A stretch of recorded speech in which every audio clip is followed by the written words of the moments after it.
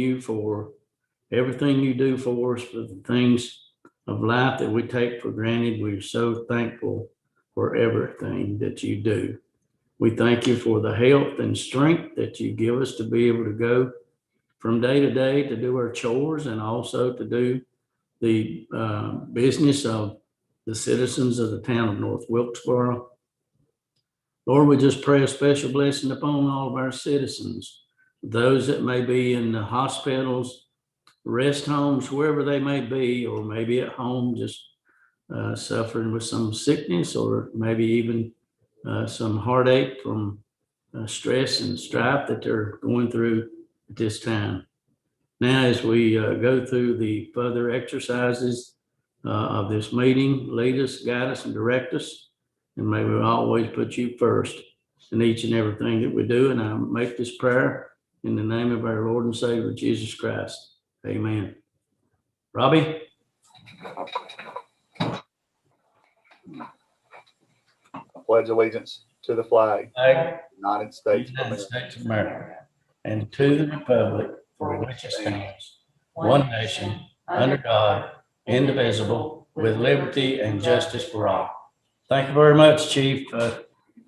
Everybody, please be seated. And again, I want to say I thank you very much for your service to the town, and thank you for being here and helping us take care of the business that we have to take care of today. And we'll try to do it our due diligence and an effort that would be pleasing to the citizens of our town and the county. Okay, let me move on through here.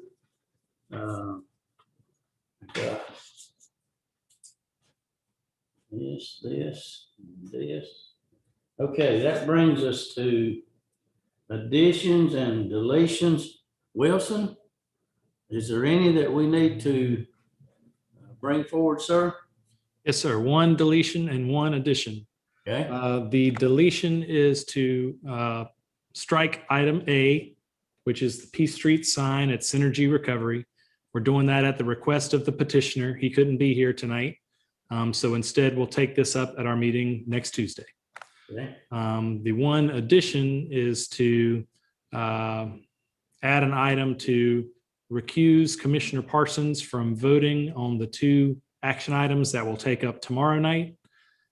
He's got a personal responsibility that's going to prevent him from attending that meeting. And so in order to make sure we've got our I's dotted and T's crossed, I would ask that the board make a motion officially excusing him from those votes tomorrow night when we get done with the public hearings this evening. So I'll call that item C1.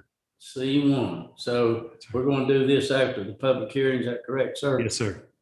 Okay. All right. At this time, I'll move us into public hearing, and I have a list of those that want to speak. Let me get them out. I've got Mr. Eddie Settle, Mr. Tony Lyle. Mr. Mayor, excuse me, the one that's scheduled first is the heavy trucks ordinance hearing. Oh, okay, I'm sorry. No worries. All right. Okay.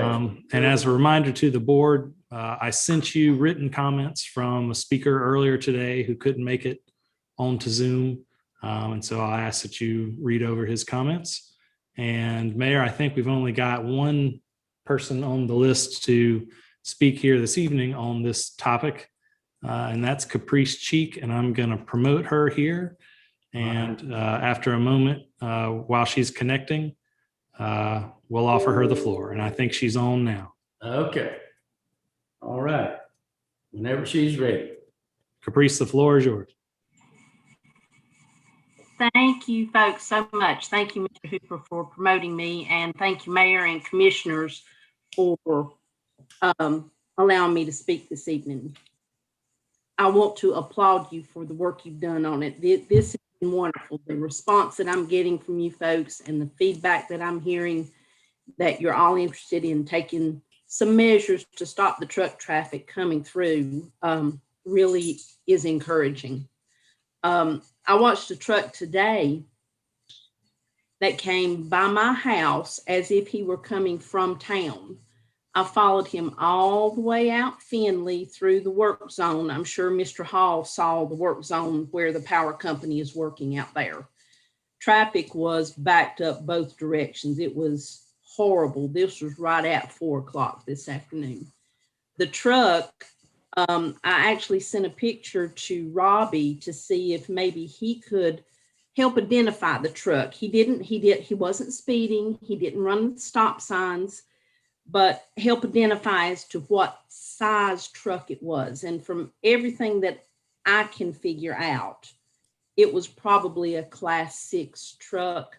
But he came all the way up by my house, all the way out Finley, pulled up into the Elks Lodge parking lot, turned around, went back down Finley to a home, I think right beside Mr. Hall's, and backed in. I don't have one thing in the world against deliveries. We're all going to get deliveries at some time or another.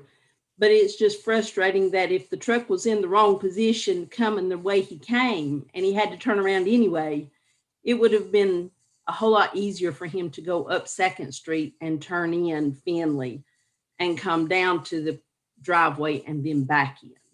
So that's just a little bit of insight. And that truck is the smallest size truck that you folks would be prohibiting if you go with the Class 6 wording that's currently in the ordinance.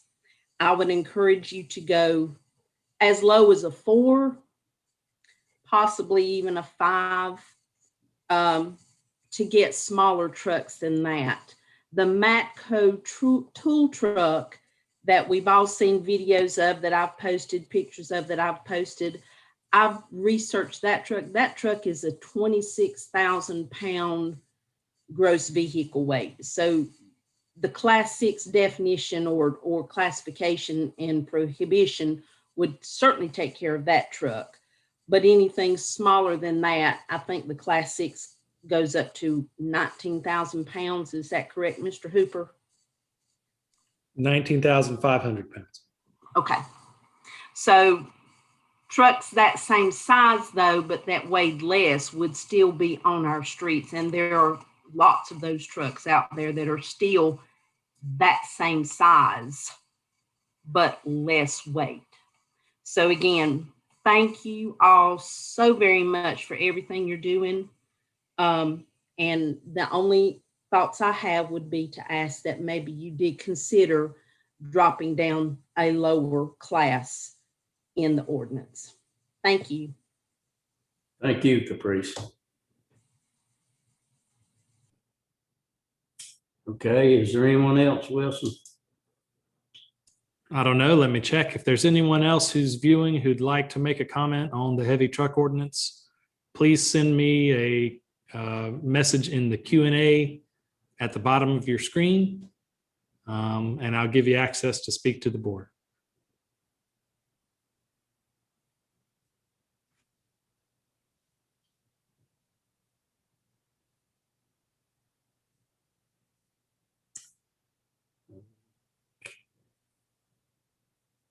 All right, hearing none, Mayor, I think we can move on.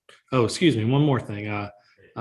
If you'd like to submit written comments before 6 o'clock tomorrow, please send them to townhall@north-wilkesboro.com. Again, townhall@north-wilkesboro.com before 6 p.m. tomorrow. Wilson, Yes, sir. there's a hand up on the participants thing beside Alyssa. Yes. She may want to speak. Alyssa, if you'd like to speak, send me a message in the Q&A and I'll promote you.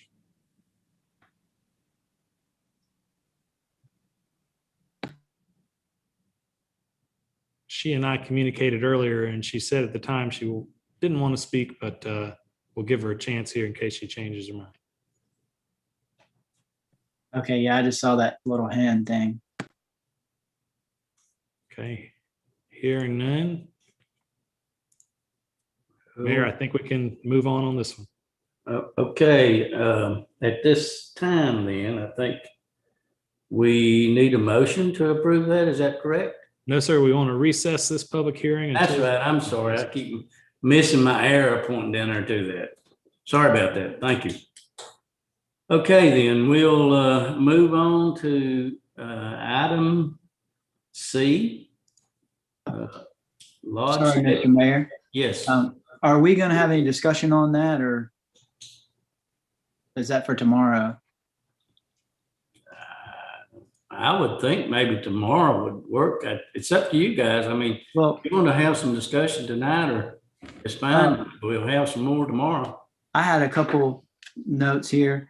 One, in the recommendation, there was signs that we were planning on putting up. And I think I mentioned this last time, but do we need a sign maybe at that Suncrest Orchard Extension Road coming in there? You know, Wilson, do you know what I'm talking about? Kind of across from where ECMD. No, like down, I want to say it's Hackett Street.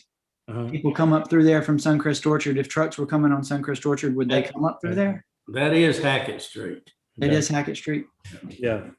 I have to check and see if that's on the list of spots that we're going to, that we were planning on erecting signs, but let me make a note for that. I would make a note on that. And in the agenda, it talked about possibly having, there was a note in there in your notes about possibly having a designated truck route. Is that something we need to consider or talk about, or? Well, that I might need Meredith to save me here. That exists already. Okay. Second Street and the portion of 421 that's in town is already the designated truck route, and so this would just be a sort of legal step we could take that would penalize non-eligible trucks from not using that route. Okay. And then you also had a note in there about what kind of enforcement measures or like how diligent we were going to be. Do you need direction from us on that, or? Well, I'll say that we can't start enforcing it until we erect the signs, and that'll take a month or so to order those and have them come in and to get them posted and so forth. But after that, we'll begin to enforce them using our normal, sort of enforcement plan. I'll ask Chief Thornburg to comment a little bit more on that if he doesn't mind. Yeah, what we'll do is the first month or two, we'll stop people, educate them that are coming through that the signs are in place and that they cannot travel through there. And then after a month or two, we'll start issuing warnings, written warnings. And then approximately about a month later, we'll start issuing citations for repeat offenders that keep driving through there. Sounds good to me. And my only last note on this was the class. What is in the writing that was the class recommended a 6? Wilson, for the class of trucks that was. Yes, sir. 6 and above would be prohibited. I would be willing to discuss lowering that if anybody else would. I'll at least throw that on the table.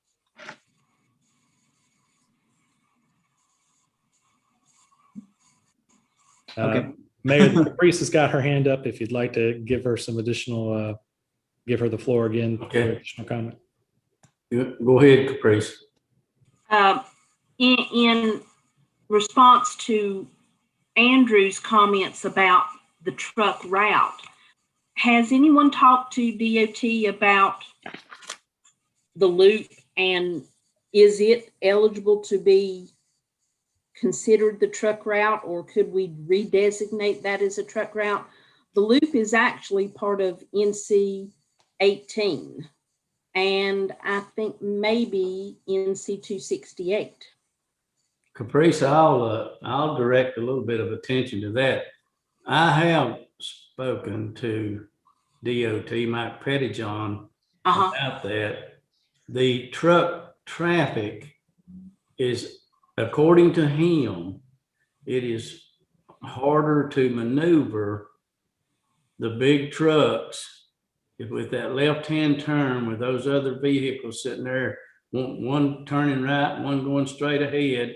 And then when they get down to the loop, it's it's a harder turn, according to him, and the studies that they've done for the truck traffic to go that way. And they say the easiest truck route that we've got is what we've got now.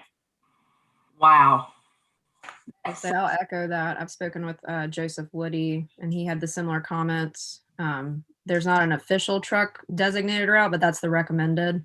And a lot of times they just end up going down Main Street to avoid that sharp curve. And there's usually someone hitting a telephone pole. So Yep.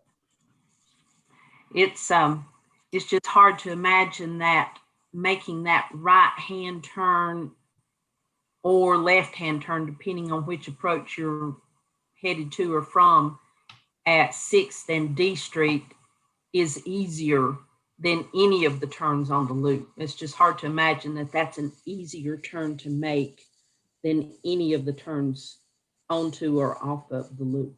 Well, the one on D, 6th and D is easier to make with truck traffic than it is on 6th and Main.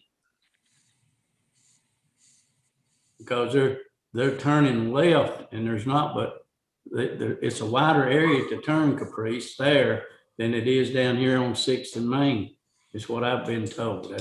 I'm just telling you what I've been told and shared by DOT.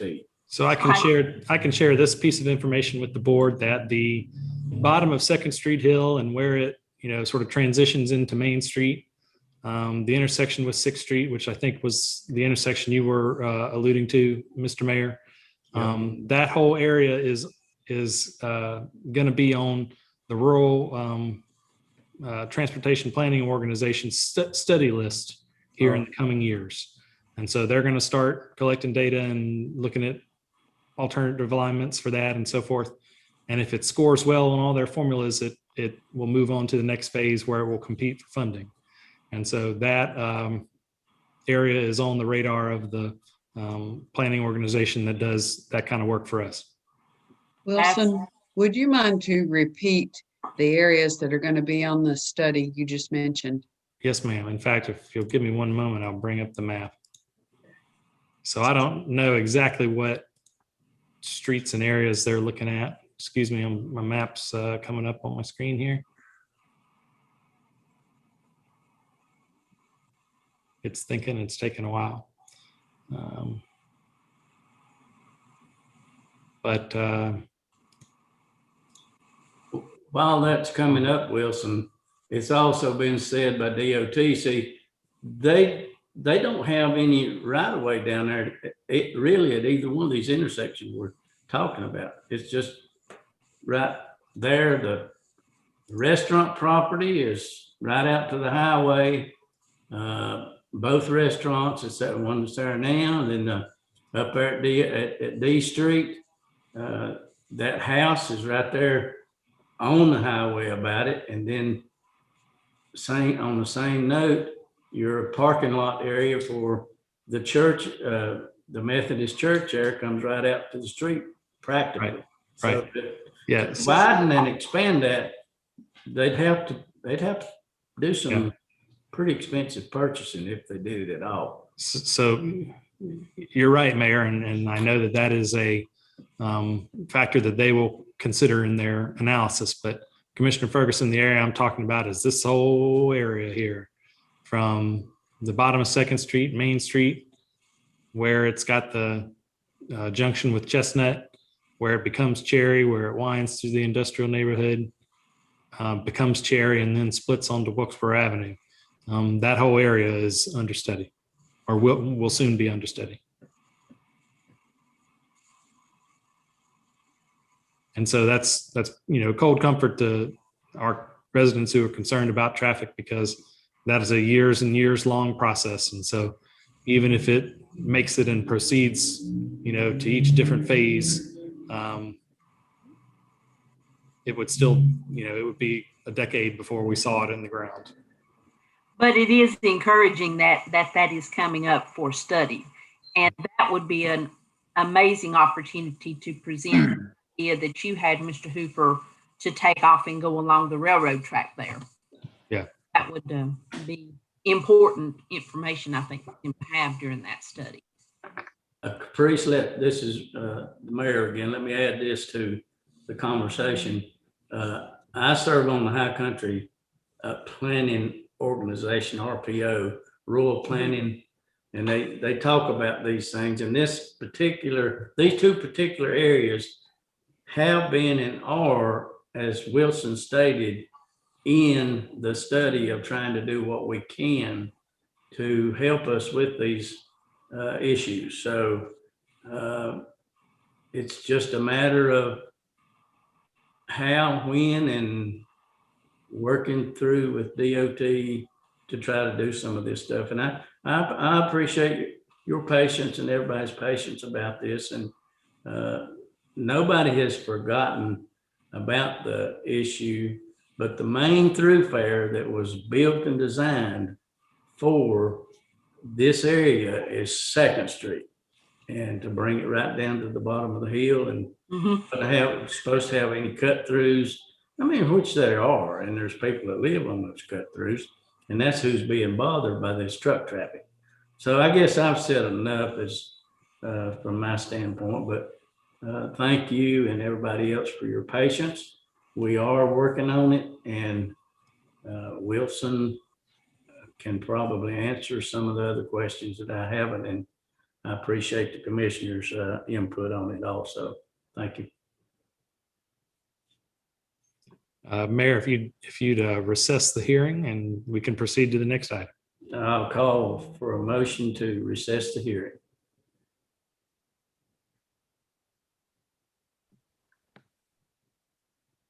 So moved. Second, Motion and a second. All those in favor signify by raising your hand. Aye. Okay, motion carries. Thank you very much. So we'll consider ourselves in recess. Okay. Now, Wilson, is this the time to ask for Michael's excuse? So we'll have the public hearing on the lodge amendment. And we've got 5, Ron Wilcox has come off the list.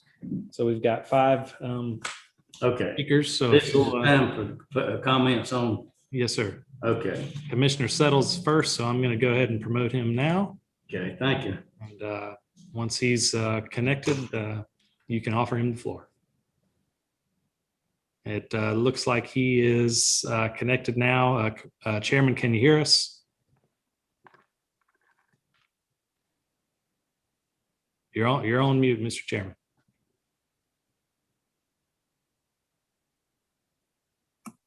Okay, can you hear me now? Yes, sir. Thank you so much. Okay, Wilson, Mr. Eddie Settle, Mayor, you've got the floor, Commissioner, sir. Eddie Settle. Over here, we're having a budget retreat as we speak. I see you guys are just as busy as we are. And I just wanted to log in and thank you for your service to the town. Thank you for allowing me to speak. And I just wanted to stand in favor of the lodging for Samaritan's Purse. I certainly hope that you will allow them to build those lodges for their employees, their pilots when they come in, and different people that are taking training. Samaritan's Purse is a great ministry that feeds the hungry. They clothe those without and provide medical attention throughout the world. And I'm certainly proud that they chose Wilkes County to have their North American ministries here as they keep building and moving and promoting more and more. It certainly, in my opinion, helps our county. And again, I want to thank you for allowing me to speak. If you ever need me, I'm over here at the county office most of the time, and I'm going to slip right back into our retreat. Thank you so much. Have a good night. Thank you, Eddie. Okay, the next one is Mr. Tony Lyle.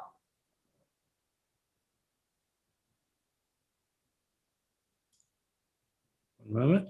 Let me promote him here. Okay.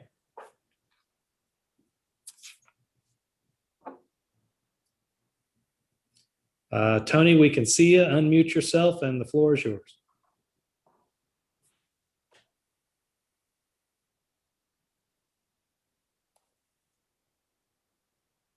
Good deal.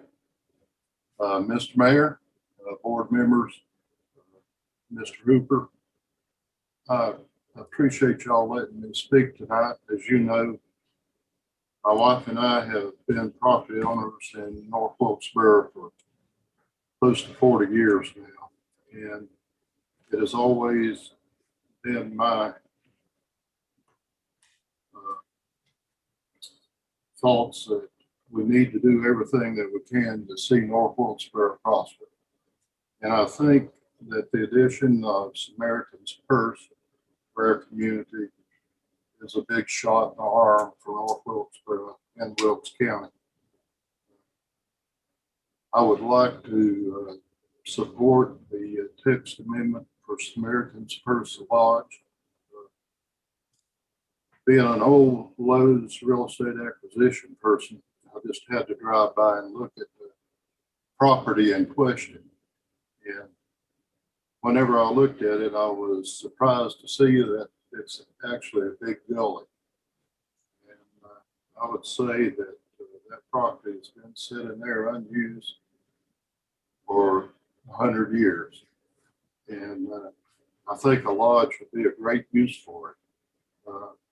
Not only the property, but I think that the people that it would bring into North Wilkesboro would boost their retail, their restaurants, and as a consequence, boost the sales tax income to North Wilkesboro. Samaritan's Purse has added several jobs to North Wilkesboro since they came into town. To say nothing of the beautiful buildings they built down on 268, which I think reflects very well on the decision that the North Wilkesboro Town Board has decided to promote this area. I will leave it at that and look forward to seeing your decision. Thank you, Tony. And I will remind each one again, I didn't at the start and I apologize, but let's limit our time to 5 minutes, if you would, please. Okay, next one is Jonathan Swift. I'm promoting him now. Thank you. Mr. Swift, we can see you if you'll unmute yourself.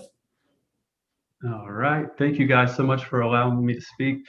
Yeah, I just wanted to give my perspective as a resident of North Wilkesboro and as a realtor in the area. As a little bit of background, I came to North Wilkesboro first in my 20s, and with a group of people who was doing ministry here, which led to Unified City Church on Cherry Street in North Wilkesboro. And my first job out of graduate school was with Lowe's, and I worked there for several years. And I moved to Tampa Bay area to work and was laid off in a merger. So I came back, and my first job back in 2018 was with Samaritan's Purse on a contract basis. After that was completed, I went back to Lowe's until their corporate jobs left at the end of last year, and now I do real estate full time. And if you're wondering why all that's irrelevant, I just wanted to give you an idea of where my perspective comes from. I witnessed firsthand the economic impact that was caused when Lowe's lost most of their corporate jobs. And I also witnessed firsthand the quality and the world-class work that Samaritan's Purse has done, having worked with their emergency field hospital that we've seen deployed all over the world with the COVID-19 virus and some of the other things that went on prior to that. I know some of you may be concerned about the lack of revenue, that tax revenue that would come in, being that it's a nonprofit, but I can assure you, as you're aware, I'm sure, of the value that they bring as an organization to this area as a world-class organization, and the caliber work they do and the people that they bring in is really impressive. I remember working there and seeing a delegation from an Asian country come through in North Wilkesboro at the logistic warehouse as they were working to, be able to do work in that country, and to just see people come into our little town, and you never know just the business activities that are going on and the kind of ancillary things that are supported from our restaurants, local businesses. As a real estate broker, I know for a fact several of my colleagues have sold homes to the people who have moved here for jobs with Samaritan's Purse. And they bring with them great, well-educated people that I think any town would be fortunate to have and want to have in their area. They're not just giving us economic growth, but the hopes of some population growth as people come in. I'm sure there'll be people who just come here to train that are familiar with maybe Boone or one of the other areas that Samaritan's Purse does business, and they're going to fall in love with the area just as like I did, not being all that familiar with Wilkes County prior to 10 years ago. And so I just kind of wanted to express my support for it. And also just to get an idea, right now there's 12 jobs available with Samaritan's Purse: a ministry pilot, accounts payable representative, senior field finance manager, HR systems analyst, HR coordinator, water fabrication technician, biomedical technician, hospitality event coordinator, and it goes on. So security officer, which I believe they use some of our law enforcement, it allows them additional ability to make money and work. I believe that's true anyway, I've heard. So it supports, these are great jobs that really left the area with Lowe's. We have some other great employers in the county, but we've lost so much. And it comes to a great risk for any organization to move to a rural area. It costs more money, honestly, to do business probably here and to be able to recruit talent. And I really am grateful to the leadership of Samaritan's Purse and to the town for allowing them to take off like they have here. And I think anything that we could do to be able to support their continued growth and efforts here would be amazing. As someone, as a young professional in my 30s, I would say that it's a younger demographic. They want a reason to come here, and I'm asking for that the town will continue to support what's going on, so that you provide a reason for us to stay here, because it is difficult when you go off to college and you want to stay in the small town that you love, and you're looking for good work and you're looking for a place that's vibrant and thriving. And I noticed I have just a few more seconds, but my family lives just outside of Elkin. I take 268 to see them regularly, and coming back from seeing them and being greeted by the beautiful construction that's there on 268 is incredible. It's far better than abandoned buildings or a kind of a derelict furniture facility.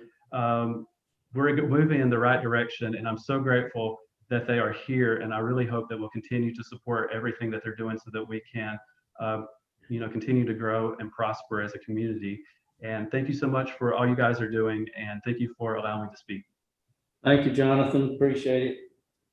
Okay, our next one on the list is Brian Rossi. If you would, Wilson. Yes, sir. Mr. Rossi, you're connected. Please unmute yourself and the floor is yours. Please. All right. Thank you, Mr. Mayor. Thank you, board members. Let me see if I can't turn on my screen here. Limit your comments, if you would, please, to 5 minutes. Absolutely. Thank you. Appreciate everyone's time tonight. Obviously, I think I've spoken with most everybody over the past, throughout this process, and appreciate Meredith, all your help throughout this process. I like to kind of echo the words for Samaritan's Purse in regards to Ron was not able to join us. He let me know late that he was sick.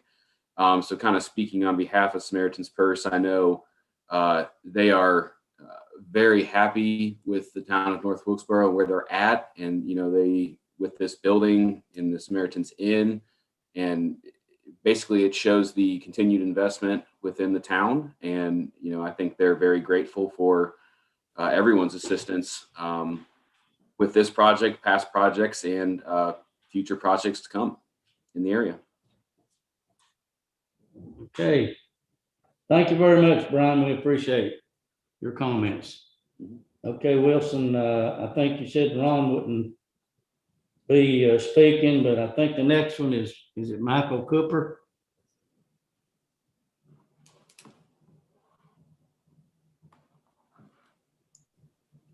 Okay, Michael, we can see you. Unmute yourself and the floor is yours. Right. Well, it's great to see everyone. And Bert, it's great to see you. Hope you're doing well. I can just sort of support what everyone else has said. I think that Jonathan said it pretty well. Samaritan's Purse is an organization that is doing great work all across the world. I think they're active in about 100 countries across the world. They've got headquarters, offices in Canada, Germany, Australia, the United Kingdom, and they have an office here, and they want to expand and grow that operation. They want to bring people to North Wilkesboro to train them here, to send them out across the world to help people dealing with famine, with war, with natural disasters. And they've been active during COVID. They set up that field hospital in New York City, helping people during the first early months of COVID. They were sending supplies to Italy and sending supplies to remote communities in Alaska and doing all this amazing work.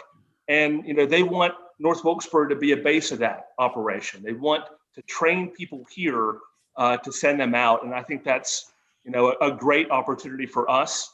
I know that they have something, revenue of maybe over $500 million a year, and maybe 90% of that goes out directly into direct aid, into specific projects. I know they have a 4-star rating as a nonprofit, and so as a charitable organization. And so they're a good organization. They do amazing work, and it's also something that it aligns with our values. I mean, it's not just a source of economic development and economic growth for North Wilkesboro, but this is a community with a church on almost every street corner as you drive around North Wilkesboro. So to be able to have, an active faith organization, somebody that is closely aligned with the values of our community, to be able to bring them in, support them, and help them grow, I think that's a yes. I think that we should try to make it easier for them to come to North Wilkesboro and to locate here. And I think that, being part of their story and having people come to town here to go out and then support and help others across the world, I think that's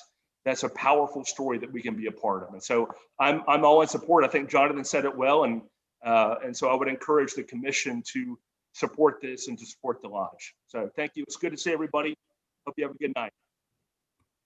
Thank you, Michael. Does that complete everybody, Wilson? I believe it does. That's everyone on the list, Mayor, but I'll give a call to the viewers that if anyone Okay. else is interested in speaking at the public forum, if you'll please send me a message in the Q&A. Great, thanks. We'll give folks an opportunity to Sure. message.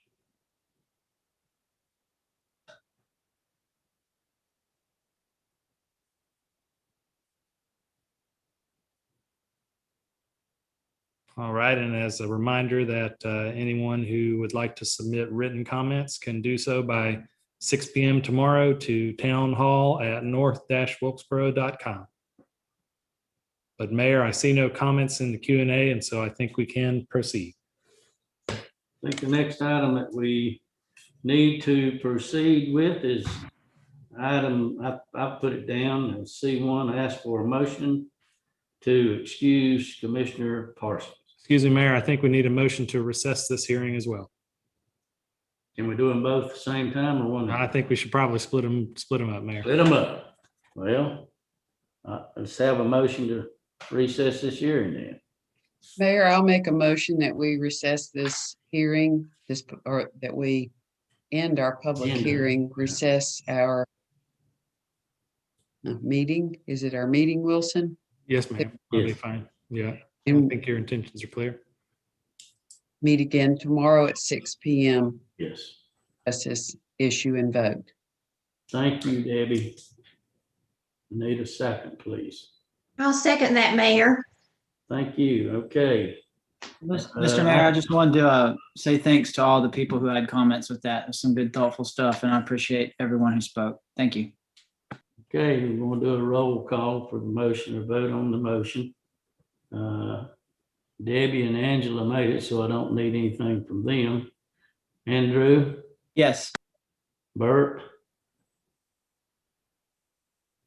okay, Andrew, Bert, listen, Michael. Yes. Okay, thank you. That gets it. Motion carries, and we'll move right along. Wilson, thank you. Now, So Mayor, now we'll need the motion to. motion to excuse Commissioner Parsons, please. Or Mayor, Park. I'll make a motion that we excuse Commissioner Parsons from the meeting that will convene Friday evening at 6 p.m. Okay, thank you, Debbie. I need a second, please. Second, Andrew. Thank you, Andrew. Okay, motion well, not carries, but motion made by Debbie and seconded by Andrew. Now do a roll call. Bert, Michael, Aye. and Angela. Yes. Okay, motion carries. Thank you very much. All right, Wilson. Does that get us down into work items, sir? Yes, it does. Okey-dokey. Wilson, what about the item D, the chief of police profile and job description? Oh, yeah, excuse me. You're right, Commissioner. That is in the action items. Okay. So Mayor, if it's all right, I've got Yeah, some comments on that. absolutely. Yep. All right, so this is one of the scheduled feedback points on the police chief recruitment. I'd like to hear you all's thoughts on the draft job description and position profile that I sent out with your agenda packet last week. But before I get too far into it, I will say that there are a few housekeeping matters that need to be added to both documents. For example, an equal opportunity statement. The town code requires that that's be placed on job descriptions. And so I'll need to do that. And a few, grammatical updates here and there. But by and large, the content of these two documents is set pending your comments. And so I'd just like to make sure that both these documents are okay with you before we post them for candidates to see. The job description will probably be the one that gets the most mileage. It's the one that we're going to post on the various websites, but it will contain a link to the position profile. And I hope that all the serious candidates will read the position profile before they apply. So just want to make those remarks and to receive any feedback you all have on either of these documents. Okey-dokey. All I've right. got a few thoughts. Can I speak? Sure. This is Andrew. This is really small and it may sound trivial, but I'll toss it out there. In the employment profile, where it says the town is historically best known for activities originated by outlaws, I would recommend we maybe not say that. Okay. I get it, but I like to say I think that this area is known for people that have worked hard and have good family values, and I think that's the truth as well. The other thing is, I'm trying to think what part of it I read this, where we were I guess where it talks about the kind of issues that may have to be dealt with. I didn't write down the section, Wilson. I'm sorry. I just wrote it. But maybe I had made a note that maybe we should add, traffic enforcement and parking in town would be something that would have to be addressed, which maybe that's just a given, but it seems to be a concern. So, and the last thing is on the, maybe this would be under personal characteristics. I thought maybe add something about just being willing to address the changing needs of the community, because, things come up and issues come up we have to deal with, and having a chief that can kind of see those needs and go after them. Like right now we're seeing with the traffic issues we're dealing with on the grid streets, I think is important. But that's all I've got, and I appreciate it. So is there any objection from the board to adding a paragraph about traffic to the profile? All right, hearing none, I'll craft one up and insert it. Wilson, I would like to say I appreciated the way you incorporated comments and opinions of the police officers you interviewed and obtained information from them about what they feel is pertinent in our community. And I believe that should be very helpful to a candidate for the chief's position to know honestly what really faces us. So I appreciate your work in doing that.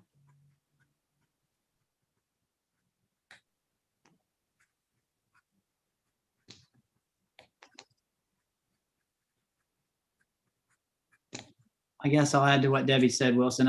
As I read this last night, I was really impressed by this document, and I think you did, whoever did this, I assume you did a really good job with it. And it actually was kind of fun to read it, to be honest. I thought it was neat. Thank you. Sir.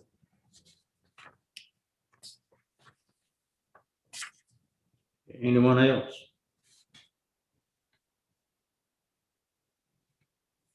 All right, so we'll make those changes and post that here probably within the next week, where it'll be open until at least April the 9th. And hopefully we'll get some good candidates to consider. All right. Okay. I think we can probably move on now to the work items, correct? Yes, sir. I've got so many arrows pointing here and there that it kind of crossed my eyes instead of my T's.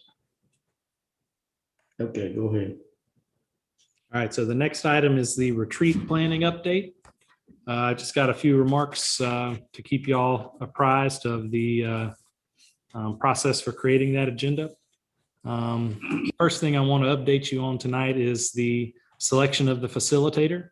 The facilitator is Dr. Jim Street of Ridgeline Leadership and Appalachian State University. He's got a pretty impressive resume in the field of leadership development. He's got a number of professional certifications in that field. I couldn't name them because I'm not familiar with them, but he's got them.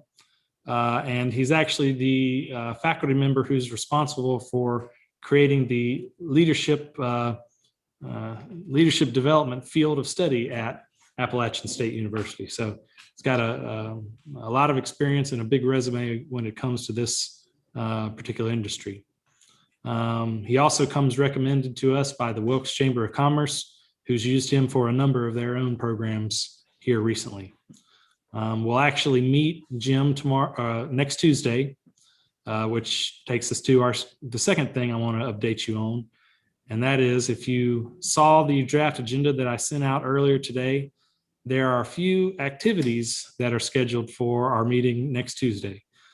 Jim will participate in that meeting and lead you all through an exercise designed to get everyone thinking about what the board's collective values should be as we move forward.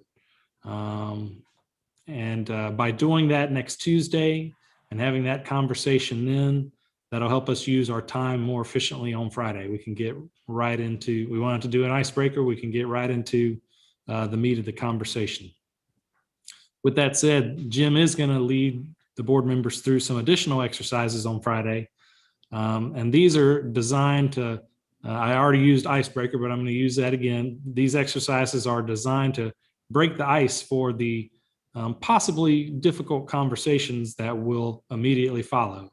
And so he's going to use his expertise to lead us through those and hopefully make those conversations a little bit easier to hold. He and I are still working on the particulars of the exercises, so I don't have much to share with you about that, but we will have some additional exercises on Friday.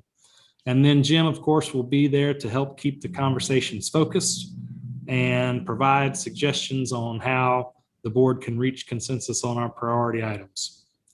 You'll note that if you've read the agenda, you'll note that I haven't listed any specific topics like a fire station or traffic calming or downtown or any of those things, because those are the projects that I hope we can collectively identify during the retreat next week. So the 10:35 a.m. and the 2:30 p.m. Sessions are particularly important because that's when we're going to hold those conversations to bring up those items and to figure out which ones we want to focus on in the coming year. So just because those aren't specifically mentioned on the agenda doesn't mean we can't talk about them. In fact, I hope we talk about them so that we can prioritize them for the coming year. The reason why we're having two different sessions with sort of the same theme is because one is designed to hear you all's priorities, just off the top of your head. If you had a blank check, what would you do? But then we need to have a session to talk about what our priorities are, knowing that we don't have a blank check, that we have limited resources and that we can only accomplish a handful of the things on our priority list, and what should those be? And so it's deliberately designed to ask that question twice under two different circumstances, one with no limitations, one with the limitations of our financial situation. And then, of course, that'll be interspersed with information from the department heads about the needs of their departments, and a presentation by me about our financial capacity in the year to come. So I plan on bringing back the final retreat to our meeting next Tuesday night. And of course, we'll meet Jim at the time and start with our initial exercise and do a little pre-work on Tuesday night so that we can get right into it on Friday morning. And that's my update, Mayor. Right. Mr. Mayor, I had a comment. I don't know that it's appropriate right here, but it's just something that's been on my mind. And it concerns meetings in the future. It seems to me that the numbers are moving in the better direction. Even the governor has begun to relax some of the restrictions that he's had. I know that we have probably virtual on Tuesday, but we have in person on Friday at the Stone Center for the retreat. I would like to throw out that starting with the work session in March, that since we'd have enough time, that maybe we go back to the Stone Center spacing and social distancing that we had prior to this return to virtual. So I just want to see what everybody's thoughts are, because, eventually, hopefully by the end of this year, I would like to see us back into our original digs to have meetings in our boardroom. But right now, I still think it's better if we're meeting in person. I think we get more accomplished. I think the meetings flow smoother. And so I think we have better interaction with one another when we can talk face to face. So that's just my thought. Thank you, Michael. I agree with you. So if anybody else has any comments, feel free to make their comments. Michael, I do agree with you as well. And I feel a little strange about making the statement because I've had both my vaccinations, and I don't want people to think I don't take it very seriously that they have not had the opportunity, most likely, even if they want them yet. But I feel like we can safely socially distance at the Stone Center, and we were fearful of the rapidly rising rates of COVID when we changed back to Zoom meetings, and that I do feel like we would have more effective meetings if we could meet in person. Thank you, Debbie. Anybody else?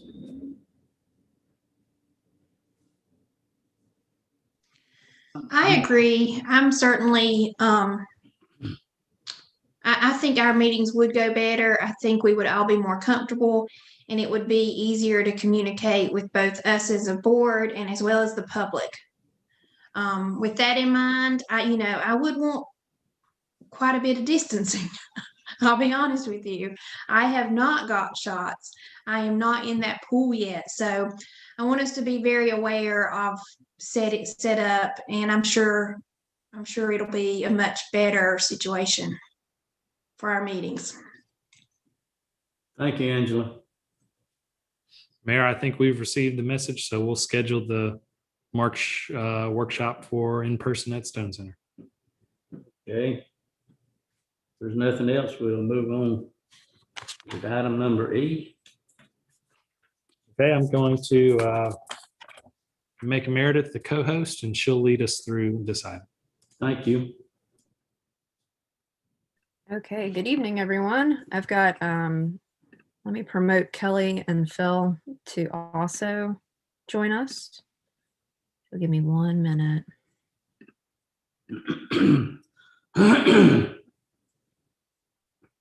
Okay, so they should be on. Kelly and Phil, if you can hear us, feel free to unmute and chime in as we start going through these items. So we're at the point now where the rubber is hitting the road, and we're going to start going through reviewing of all of the changes in our zoning ordinance is the first task. And we were very fortunate to have Kelly and Phil help me, as this is a very large chapter of our town code to update to the general statute that was recently adopted. So I can kind of briefly go through some of these big item changes, and then we can discuss. There's a few items on here that we will want to talk about that are essentially choices for you guys to make. And then also talk about the schedule and kind of see how everyone's feeling with moving forward from that point. So I've shared my screen. Phil and Kelly, y'all jump in whenever. And if y'all are okay, we can go through these real simply by each article. A lot of these are not optional choices that we're having to update. So just going to run through them. A lot of this is reference. If we go through Article 1, the biggest takeaway is they now want to make sure that zoning maps are digital and in paper form, you know, bringing essentially that up into the times of today. Let's see. So not a lot changed with Article 1 in our zoning ordinance. We had some minor clerical errors. When we get to Article 2, again, we've got references that were updated. One of the biggest things that is going to take a while for me to get used to is the verbiage. So we are changing from what's called a conditional use permit to a special use permit. Now, those two items were interchangeable for years, but we now have to call them all special use permits. So conditional use permits will go away. The verbiage, same process. We're just now going to be calling them a special use permit. And as you'll note, we did have two items in our zoning ordinance that the Board of Commissioners takes off their legislative hat and puts on their quasi judicial hat to review items, and we'll get into those in a little bit later. We did have some new legislation come through about development. So we have a lot in here about phasing and how that has to be approved. So that was added in. Let's see, going down to nonconformities, we had some cleanup and making sure that aligned with what the rest of the chapter referenced here. So the same with signage. So one of the things that the COG, High Country Council of Governments, did for us too was they cleaned up language. So while we did the 160D updates, they also looked at bad references, incorrect language, just general cleanup of our zoning ordinance to start trying to get it in a better situation. Another thing is that was a big change was manufactured housing. So we can no longer reference the date for a manufactured home. We have to simply refer to them as whatever the HUD standard approval was. Now, HUD did approve this back in 1976, but we can no longer regulate the date of that. So that doesn't really affect us, but some municipalities did have dates where they only would accept a manufactured home like from 1990 on. So no longer can do that. So that didn't really affect us. Okay, so Article 3, administration, this had a lot of changes. We had a lot of work to do here. There was a lot of work to get my role into compliance as the zoning administrator and the planning director. And another thing too that was brought in was ethics, which I have to do anyway, but now it's verbalized on our zoning ordinance.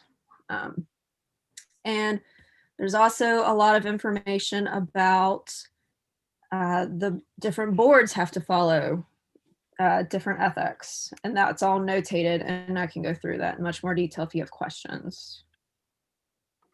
So we've cleaned up a lot of this items. Again, we've fleshed out my role in this position. It talks about the conflict of interest. The legislation has made that stricter. Before it was a little vague. they had a lot of issues. So they went ahead and they said anyone with financially, familia, anything that could essentially skew your vision, you would have to get your supervisor to approve it. So you have to step back and not get involved. So that was a big change. It's a really good practice anyway. It's just now concrete. Okay. So one of the things I did want to talk to you guys about was the boards. So the current legislation says that we have to have equal representation for our board members. We currently really don't have that. It's a little skewed more towards town versus our ETJ. Current census has talked about, essentially we looked at the census tracts and got that calculation. Our ETJ actually has about 500 or more residents approximately than our town limits, but it wasn't enough to change the board makeup significantly, but we do have to have equal representation. So we either need to have a, and this is also going to come up again with chapter 2 when I bring it before you guys in a few weeks. We have to figure out if we want to do, let me get to that part. We need to have 3 in-town members and 3 ETJ members, or 4 town members and 4 ETJ members. So the planning board recommended adding a person. It was simpler than kicking someone off. But that also poses the challenge. It's really hard to get members on our boards. So those are something we're going to have to discuss and talk about.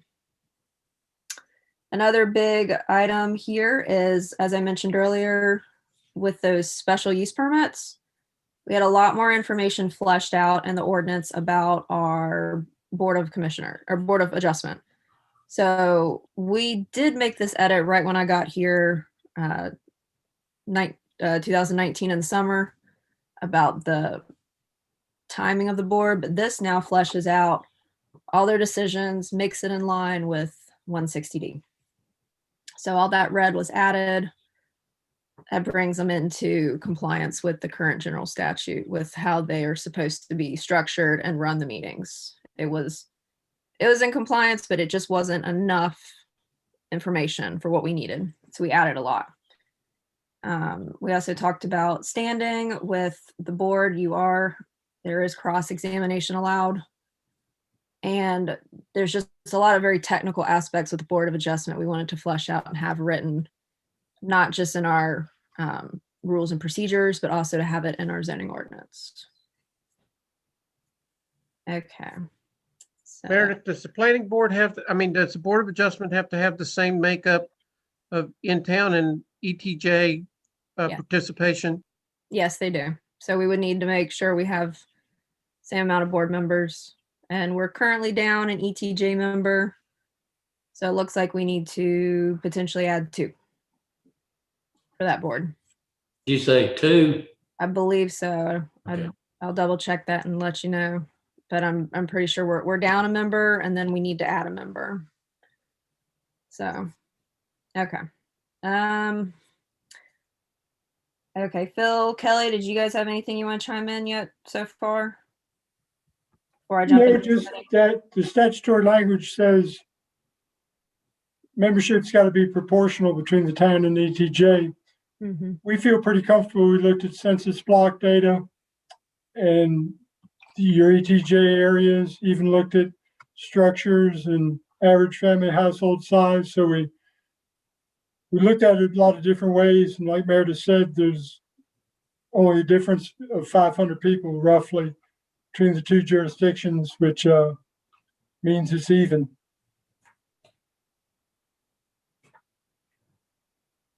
Okay.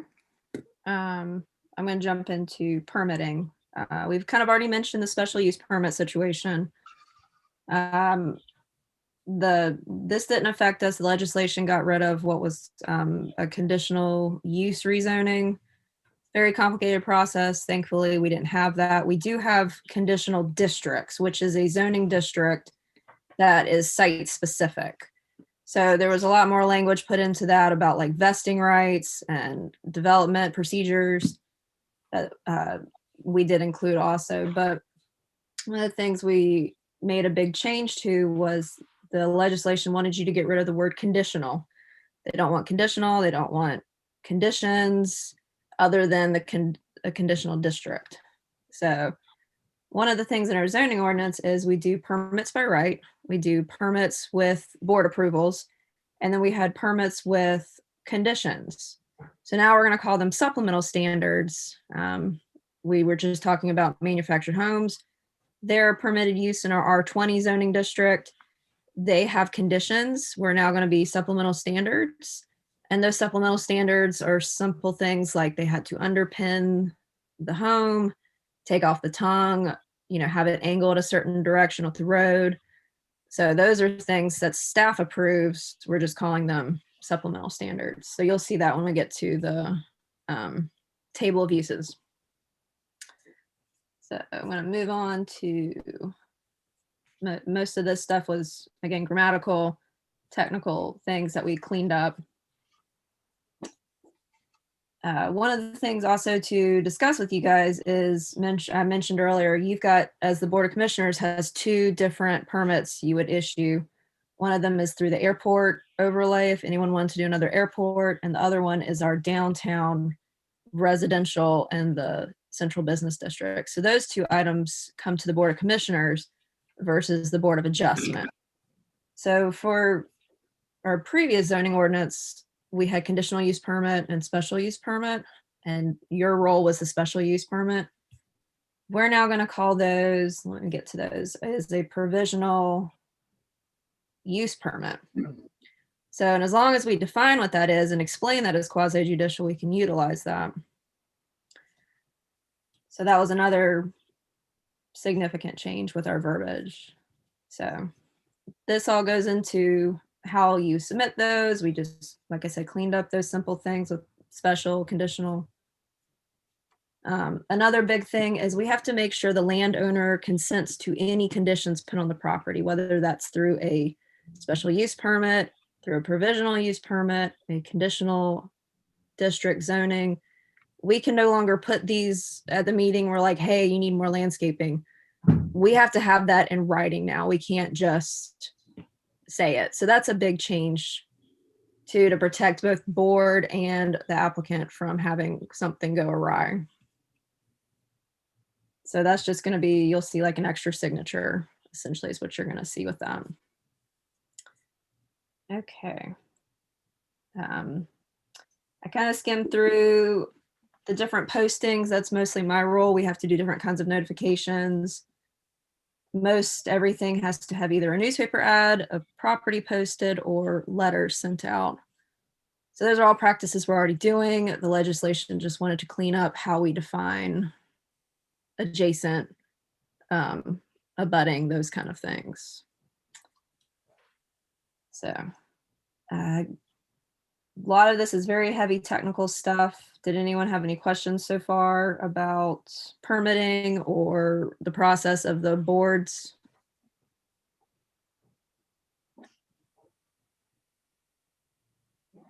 Good to keep going. Okay. So I'm going to skim through some of the stuff with the Board of Adjustment. We went through that pretty heavily. This is something the Board of Commissioners needs to look at and consider. One of the things they made illegal was downzoning. So essentially there's different ways we can rezone a property. It can be initiated by the property owner. The town can even rezone a property after, of course, lots of notification. But one of the things that actually can happen is someone else can petition to rezone a property. And what was happening is people were zoning their property. So let's say you had a general business, they would downzone you to like a neighborhood business. So that has been stopped. It was, I guess, a legal loophole. So they have stopped that option. So we can't do downzoning unless the applicant wishes for that. And that has to be the property owner. Okay. Let's keep going. So again, we had the conditions, as I mentioned, they have to agree to them through all boards and all approvals. Let's see here. Got different commentings with the citizens. And then one of the things to note is Board of Commissioners, your role, you already have to sign off on everything with conflicts of interest. I believe I may have skimmed through that. That also got put into our zoning ordinance. And another thing that's part of your roles is every time we do a rezoning or a text amendment, we have to have a statement of consistency. And if you remember one of the last rezonings, I mean, the consistency statement was like this long and it just went on forever. So the state realized that that was very cumbersome and they have made it a lot simpler and cleaner so we can, of course, make a quick statement, move on. Also with minutes, there is a clause for Debbie when she has to take the minutes where if you make the motion and have the intent, she can also put that in, which she couldn't do originally. Okay. So Article 4. Did anyone have any questions about Article 3? Phil or Kelly, did you have any other comments? The only thing I'd like to mention there, Meredith talked about the fact that there's used to be special use permits, now they're called provisional use permits. That the commissioners just have to approve for just 2 uses, airport and second story residential in downtown. I just mentioned it's pretty rare for a municipality that has a board of adjustment that's already in charge of approving a variety of special uses for the governing board to also have approval for those specified uses. So it just stood out to me because we went through every line of every page of this ordinance. That was just pretty unusual. And I just mentioned that. Most towns that have boards of adjustment, the governing board typically doesn't issue any special use permits. Right, so that'll be one of the policy choices if you want to keep it as a tool that the Board of Commissioners use, or if you want to give that to the Board of Adjustment to review. So that's a policy choice. It's not, that's not a 160D or anything. Right. But back to what Phil was saying. The only thing I do mention is with those 2 items, when we go into a quasi-judicial hearing, it's very tough because, like I said, you have to take off that legislative hat and you can't call people and people call you and say, hey, I want to talk to you about this item. You have to say, I can't talk to you about it. That's ex parte communication. So there's a lot more legal ramifications that we have to consider when we go into those hearings. And that's something, if we keep it with the Board of Commissioners, we need to do training and coach you through those to make sure we're running those meetings correctly.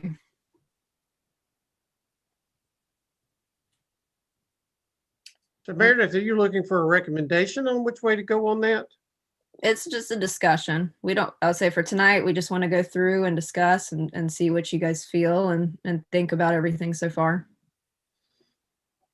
Okay, because I mean, I am of the opinion that with the role of the Board of Adjustment, since that is their primary role, and since you're really only talking about 2 areas that we would actually have any plausibility at all, to me, it seems more beneficial just to put it all in the hands of one group instead of having to have kind of a dual playbook for, for the commissioners versus the Board of Adjustment. So that would be, I mean, I listened to Phil say that it's kind of rare for that to occur. So, I think we should yield to making all of those decisions under one umbrella.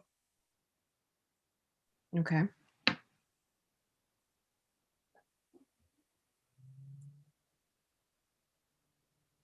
Did anybody else have a comment on that item?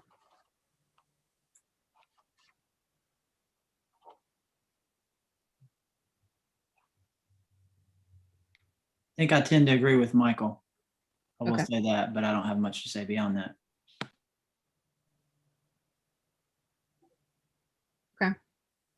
Well, it's something to think about. We don't have to make a decision tonight. Just think about it, like you were saying, for simplicity, to have one board consider all quasi-judicial hearings. I'll say the Board of Commissioners is certainly allowed to. It's a policy choice. We have to write in the ordinance.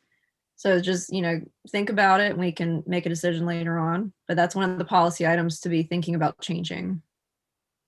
Or not. Totally up to you guys. So, okay, anyone else have a comment? Say, just to clarify, what are the two scenarios again that the Board of Commissioners would actually do that? For a new airport, and then also on our downtown area, there is a use where you can have a residence on the bottom floor of a business. So instead of it being a storefront, it would be a residence. But the conditions are very long, and there's probably only like 3 or 4 buildings in our downtown that would allow that. So would that mean that I know this is a little beyond the scope, but in those situations, could that allow somebody to take the whole bottom floor of a building, or would it just be the backside? The whole floor. Yeah. So No, it's not the whole floor. It's only the maximum amount they can have is 40%. Michael, would it have to be on the backside, or could they be on the street front? It cannot be directly on a storefront. It has to be, it has to have, it's a very, very focused, it was a very focused set of criteria that they had to meet.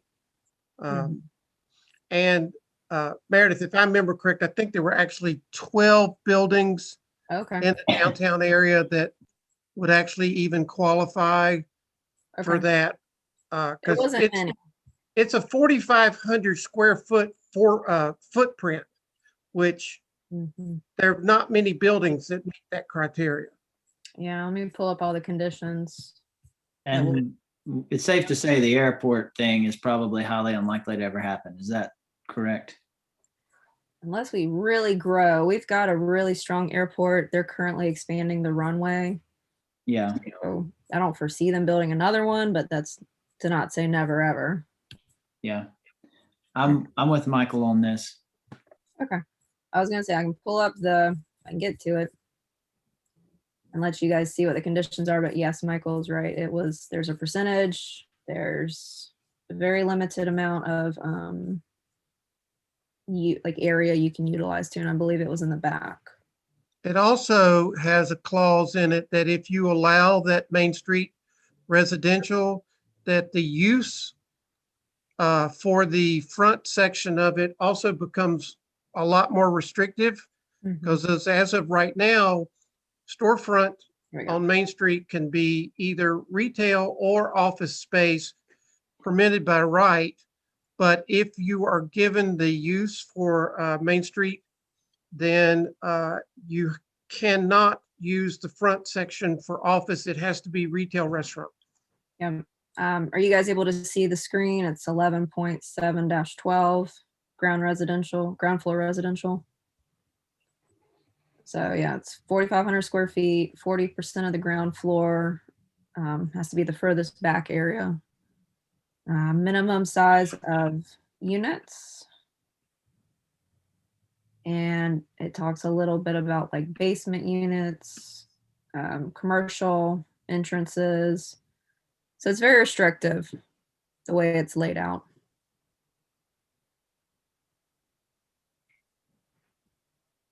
So that would be the only other use. So when do you have to have a decision on that? What do you need? Do you need 3 people to give you a head nod, or do you have to make a motion? Or if you guys want to just kind of keep in the back of your mind when we get to you can do it tonight, or we can wait, because we're gonna have to. I'm okay to do it tonight. I don't know about the others, but I'm okay to wait too, either way. Okay, well, anybody else? Michael and Andrew sounded like they wanted to move those 2 items to the Board of Adjustment.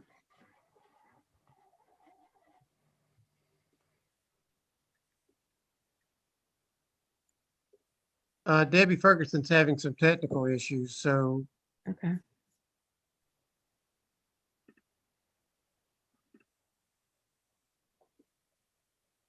Well, we can pick it back up. Just be thinking about it.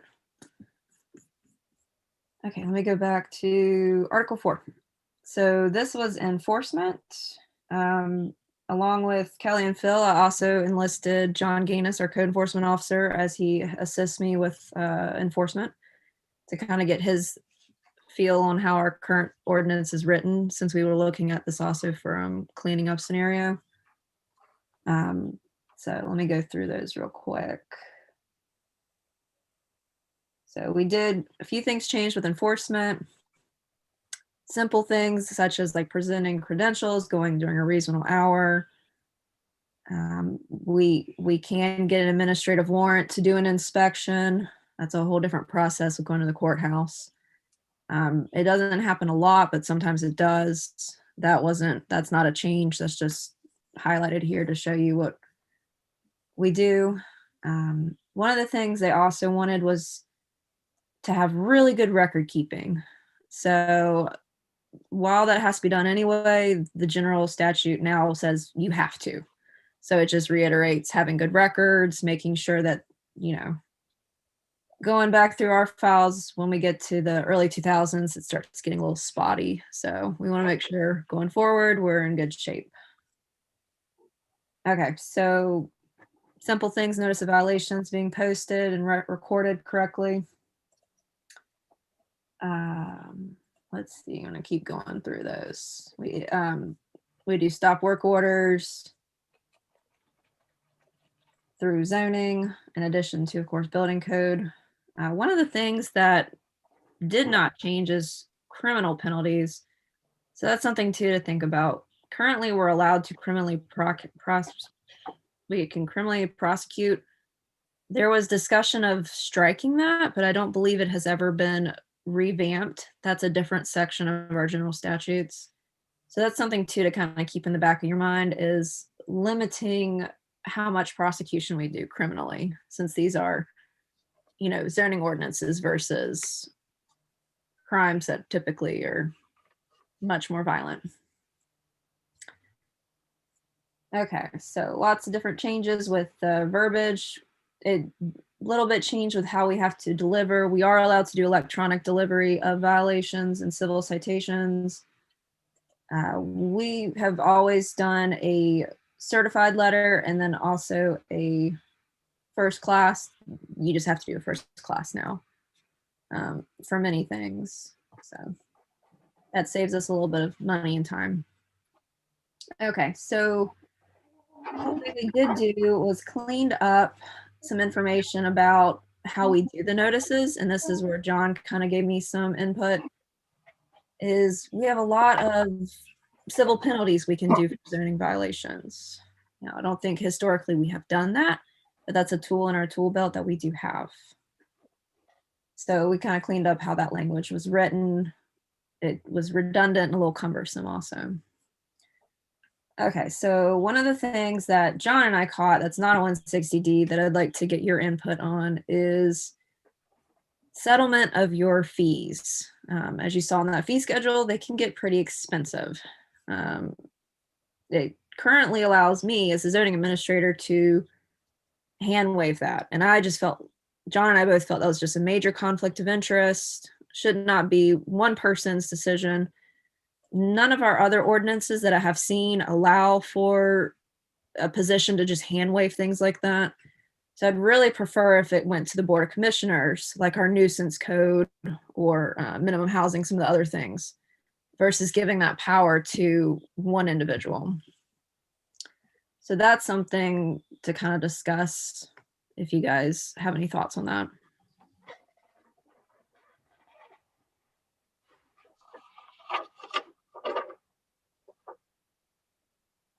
So you currently have the power to waive under the existing ordinance? Yes.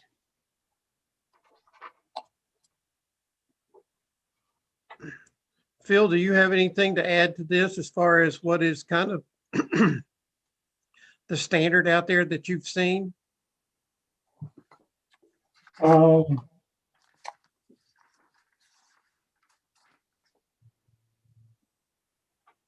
Meredith, I can't remember, is this 160D driven? No, this was something John and I found. We had a nuisance case recently that we, as staff members, couldn't hand wave the violation fee. So it went to the Board of Commissioners. And sometimes the town manager can, it just depends on how the ordinances were written. We just felt if you're the person enforcing this, then to just turn around and throw it out the window for fees, it just seemed counterproductive and a conflict of interest. Michael, to answer your question, I don't have enough experience. It's not been an issue with any of our other towns for me to have experience with it. Well, this is one of those things, Meredith, where maybe if we could get a little bit more comment from, I mean, you know, maybe let Phil or Kelly, you know, see if there's some precedence for any of this, or yourself before we make this decision. What do you think about that? Well, I kept it in line with some of our other enforcement codes. So it usually goes to the higher ranking authority, like the town manager, police chief, fire chief, something like that, or even the courts. So I mean, we can go through and pull them from the other town codes if you want to look at it for consistency. It just seemed counterintuitive to have someone enforce it and then they come into your office and sway you, and it just seemed very squirmy. Oh, I don't disagree with that. I just want to make sure that, you know, we're just being consistent. That's all I'm, you know, I agree with you fully on that. I think you're right, you know, to be the enforcer and the waiver, you know, that could look like a conflict of interest. Yeah. So I can get with John and we can pull up like the nuisance code, minimum housing code, and some of the other items we have in our ordinance and see if it calls town manager or the Board of Commissioners. Wilson, I'd like to ask how you would feel if this was put in your list of responsibilities to handle these payments. I agree with Meredith that it seems like a conflict of interest for her to do it. I do think it needs to be promoted to someone else, whether that's me or you all. I'd like to ponder that question and sort of see what other towns do before I give an answer, if that's all right. Okay. I just tend to feel after my years of service that this is better not being a political decision, that staff, you're working with these issues every day. It's easier for you to stay versed and up to date with what's going on and what's been happening. And I just think it's cleaner and neater if a staff person is comfortable doing it. I agree that it's very awkward for Meredith, and it probably does need to be another person, but I just wanted to enter that thought that I'm not sure it's right for the commissioners either. Okay. We'll look and see what the other town codes are and try to get them all aligned. I agree with Meredith and Debbie. I think that it'd be awkward for Meredith, but I think Debbie's right. I mean, if it came to something like that, you may have somebody hounding the commissioners to try to do something, and they may cave under that pressure, which anybody else could, but it shouldn't be political, and it needs to be as fair as possible to the citizens and the town and the person who's in the situation. And it needs to be just by the book, just cut and dry. This is the policy. These are the rules as much as it can be. And I agree. So I don't know if that means Wilson should do it, but definitely think we should investigate it. Okay. And the other option is to strike it, not offer that settlement of claims. So what the levy fines are is what it is. So that's another option too we can look into. It's not even offering that door of reprieve. So if a citizen disagreed with that levy and we had struck it from our ordinances, what would their course of action be? I guess I would refer this to Daniel. Would their course of action then be to try to make it a civil matter and citizen via the town? I think that's a possibility. Yes, sir. And that would also go back to not doing a criminal. It would all be just civil fines versus criminally prosecuted. So these are all things we can kind of dig into. We have time with these. These aren't 160D, so we could table this if we needed to and really dig into it and research it.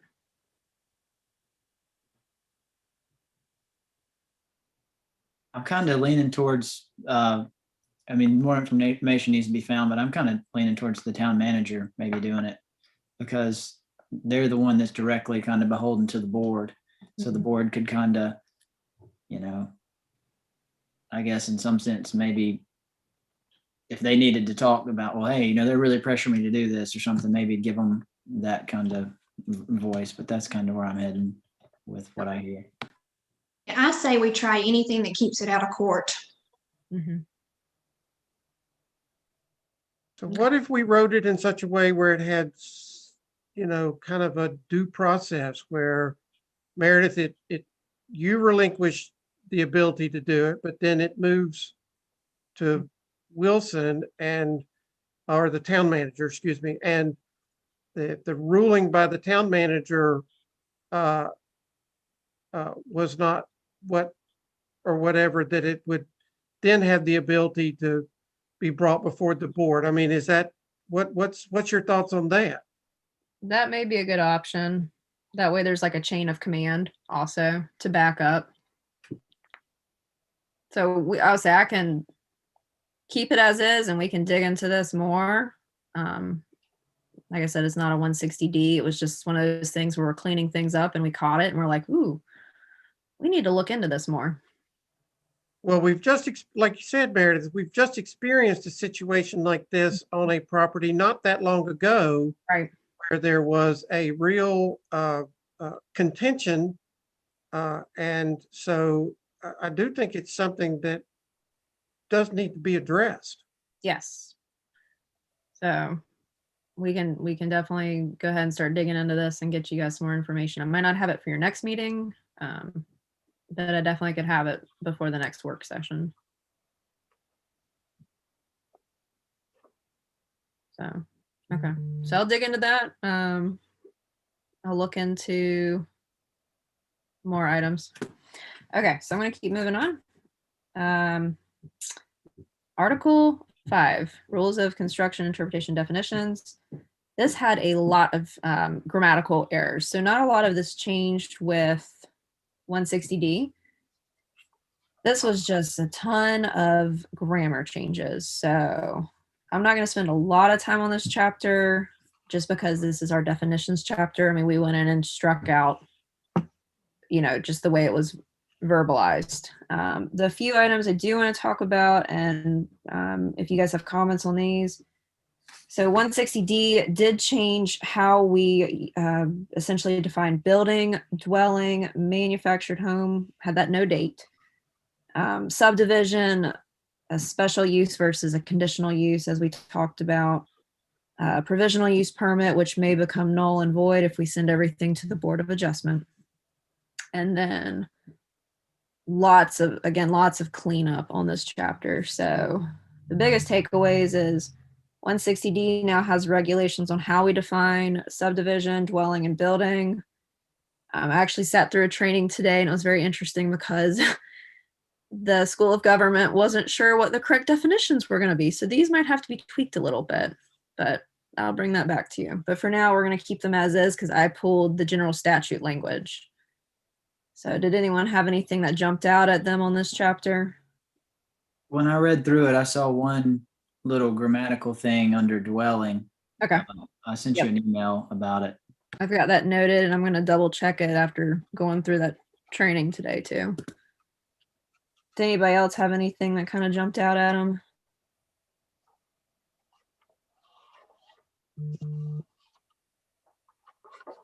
Okay. I'll just say it was a really exciting read, Meredith. Thank you for that. It's a real page turner, isn't it? So, okay. Phil, Kelly, did you have anything on definitions? No, you pointed out the ones that are required to be included by the statutes. Yep. We also cleaned up references too to like different state agencies. There's a lot of duplication. So spent a lot of time with board members digging into that. So not a lot of exciting changes with this section. So I'm going to skip forward to we have a lot of defined uses.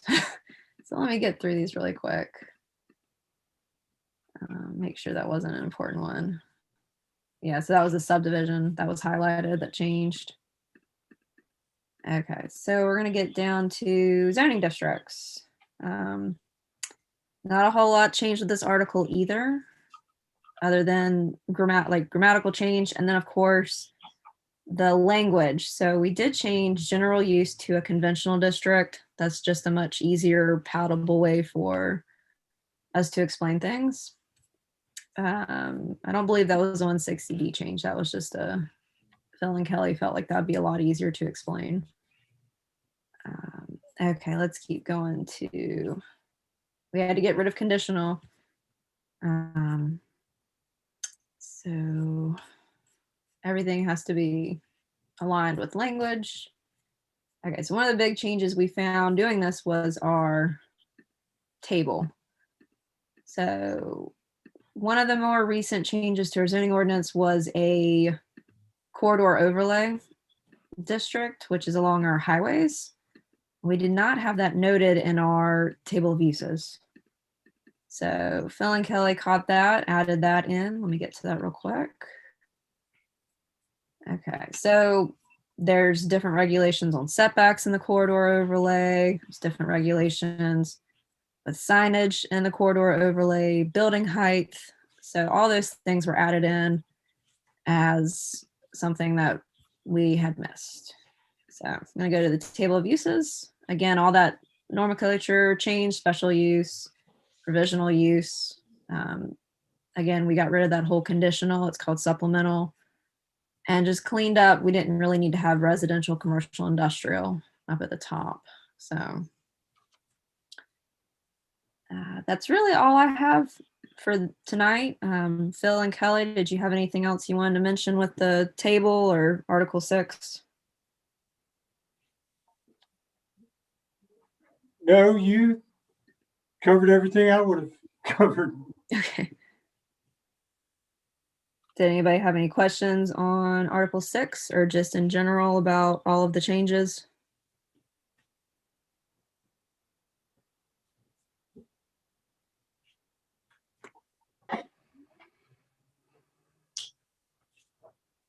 Well, that's all I've got. The only other thing to mention to you guys is our schedule. We're going to have a really tight schedule with going through everything. So when we did the schedule originally, we did not have the March 2nd meeting.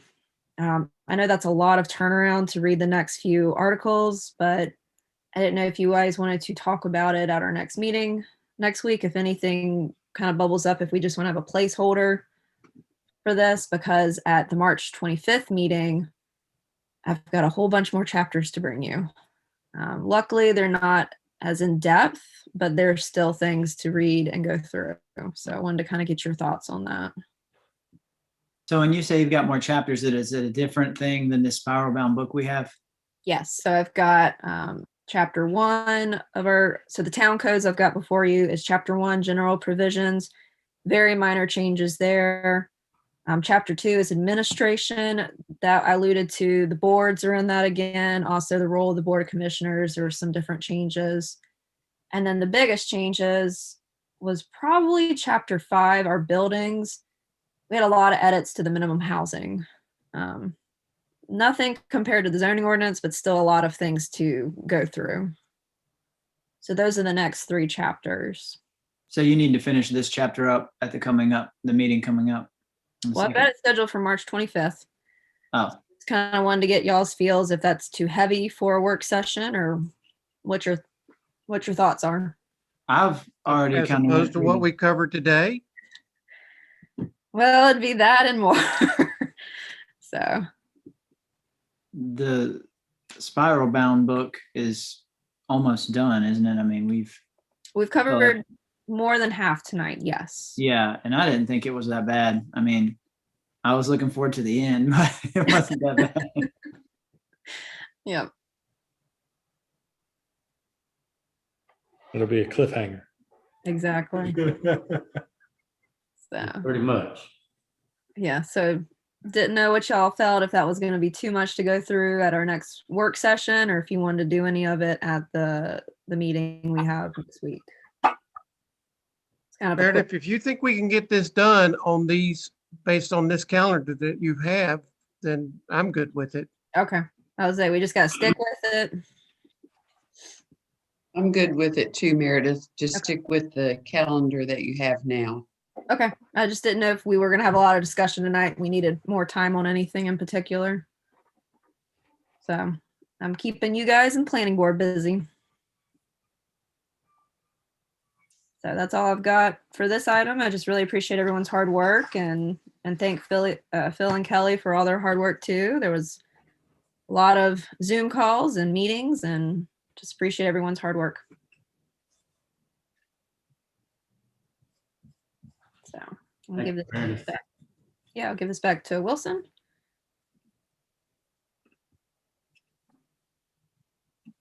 Mayor, are you ready to proceed to the next item? I am, sir. Okay, let me promote Ashley here.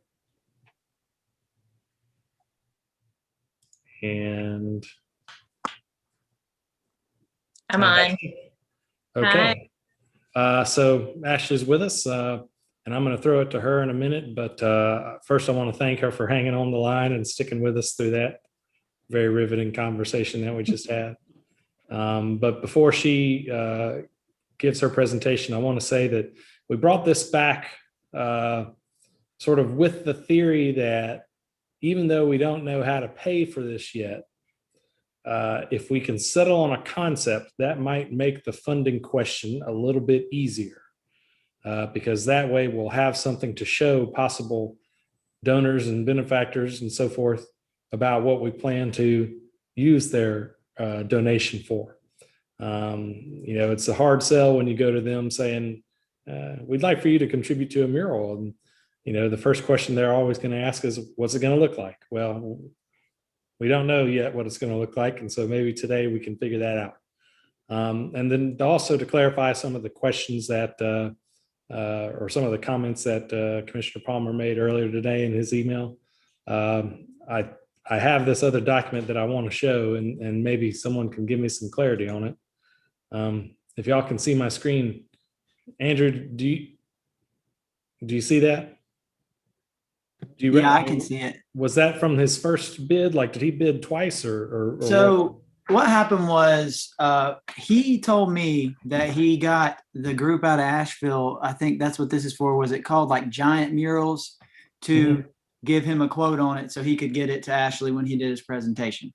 But he also told me if I were you, I would look around and get other quotes, because I feel like you could get a better quote, and I just think it'd be the prudent thing to do. So that's what I did. And I reached out. Essentially, I spent a few days and several hours reaching out, sending emails, phone calls to anybody I could find that did murals in North Carolina and surrounding areas, and getting quotes from them. One thing I found that was interesting is there was a lot of people, there were organizations that looked legit, and they were, but they were more like order gatherers. That's not the term, but basically they took the order and they subcontracted it to a group of artists, like they had like a co-op of them.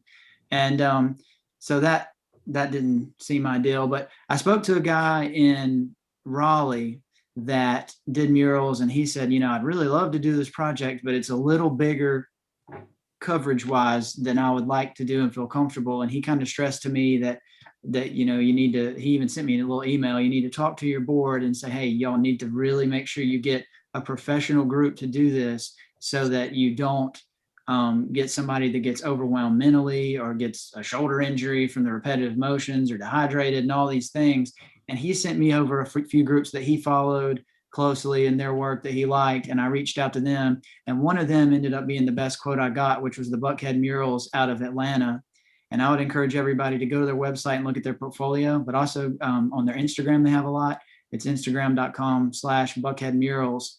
And they gave me a formal quote, and I followed up with her yesterday to ask, is this quote still good? The owner of the company, because I spoke to her, and she said yes.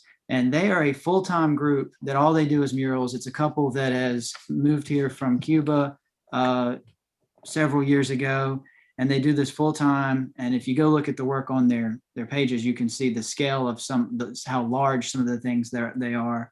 And just to give you a little detail, the quote she gave me included labor, food, insurance, a lift to raise them up to paint the high spots, lodging, and it was for $26,000 for the whole wall, which I told her was 320 feet wide by 16 feet tall. She estimated that if they did it, it would probably take 4 weeks, maybe as many as 5, if depending on whether it could be done in 3. And it's her and her husband, and they have subcontractors that come with them, that work with them.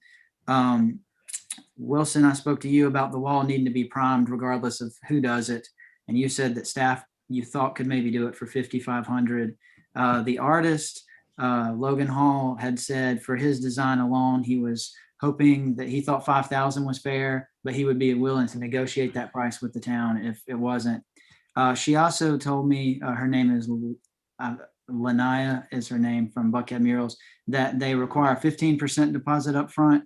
I believe it was either 15 or 20, and that once the project's completed, they, like, in their contract or whatever that we did with them, if you went that direction, they like to be paid within 15 days, but they could, once it's completed, or out to 30 days. And I think that's about all the info that I have on them. But one thing I will say about a group like them is, by looking at their work, and I was referred to them by another person that was pretty professional, they do a lot of murals. I mean, they do a lot of stuff, and it looks like they're staying busy. And I feel like that is a good thing. And then that's kind of why I made it a point to bring this conversation to the table, to make us aware of the option. Because for one, if you add all those numbers up, it's still less than almost half of what that first quote he gave us was for that same design. But also, it looks like a competent group that does murals all the time, that size of murals.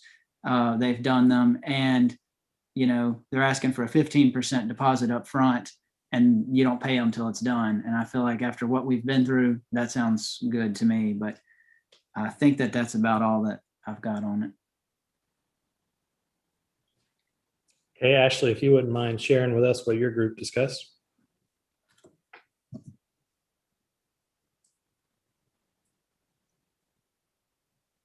Oh, you're muted, I'm afraid. Sorry, I feel like I should know this by now because I've Zoomed myself to death. So our board met last month, and basically I gave them Rainey's new proposal and the new information from Logan Hall, the same information from Logan Hall, plus Andrew's new contact with Buckhead Murals. I did some background research of Buckhead Murals. They look fantastic. They look like they have plenty of experience. I think when I saw the positives and negatives of each, I'll kind of go down through this for you both. I'll start with Logan Hall. Our board liked that this was painted by a team and not an individual. They loved the design. They thought it focused on the positive assets that Wilkes County has to offer, and they loved the cost. They really felt that this kind of just focuses on what we have to offer and does a great job of kind of, it's a simplified version, but it's also graphically beautiful. I think for us, this was the preference of our board currently. And if you want to go to Rainey's, our board really liked the design. They it's basically the same design, less graphic, more realist view of it, and something more of that we see locally painted. the thing that they also liked was that there is built trust with this artist. This artist is an artist who has a good track record. She's completed murals here in West Jefferson and Kingston. So she does have this under her belt. This isn't her first rodeo. Their dislike with her was that it may put us in the same position as where we were with the previous artist. It is one artist and it's one large wall. So, and they also disliked the cost for it. They felt, it's about right. I mean, it really is when you look at the going rate for a mural, a muralist, it is when you look at the square footage and you cost out the square footage that it is, she's not missed the mark.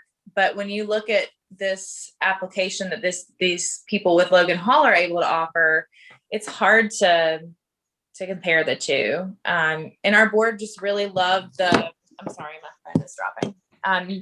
Our board also really liked the work that Logan Hall put into it. They liked the research that he did about what Wilkes County has to offer. And they also really loved that there's the contract with the 15 to 20% upfront. It just seems like it's much better of a situation going forward and working with an organization and artists in this capacity. So our board voted that if it were left to them, they would choose to go with Logan Hall's design and move forward with Buckhead Murals painting. Just as a note, the image you see on your screen is just a sketch of the Rainey Rogers proposal. If you'll look in your agenda package, you'll see an example of her full color work. So just know that hers won't be black and white. It'll have colors and so forth in it too. And she is, if you guys remember me talking before, she's an artist that teaches at the gallery. We have deep connections, so we can't say enough how much we love her. But really the simplicity of this project and just the connection that you would have with a muralist painting group would be our selection. And our board actually liked the graphic work, where they thought it was positive. They thought it was a forward moving, focusing on the things that the gallery, or the things that, sorry, I speak for the gallery, the things that the town has to offer. I think it's worth adding too, with the design that Logan sent, there was a version that he had sent earlier. I don't remember, but it had slightly more detail to it. And this one wasn't the more detailed one, but I think that that's one place why you might save costs, because if you look at this design, there's a lot of spaces where there's just color. And I think that may not be a bad thing. One thing that personally that I like about it is that it does give you that branding that you're looking for. I mean, when folks are taking photos of themselves downtown, when we're able to reconvene and be together again, and that marketplace is being used like we all miss, you're going to have that logo of downtown North Wilkesboro. I think he's wonderfully placed that. I mean, that's my background is marketing and graphics. So as that side of me, I look at that and I just think, what a great idea to put that there.